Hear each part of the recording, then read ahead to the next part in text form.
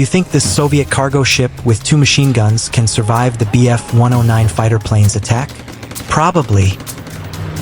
A lone cargo ship carrying ammunition was like a sitting duck to the 2 Luftwaffe's Bf-109, whose mission is to seek and destroy all Allied ships in the Baltic Sea. The ship has 2 machine guns. They have to find a way to eliminate the enemy planes fast.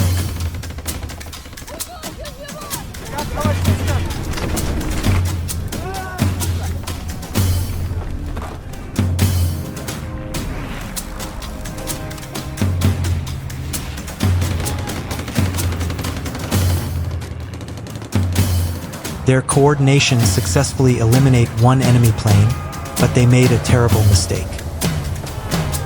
You should not celebrate in front of the German pilot, because he will bring you down at all cost.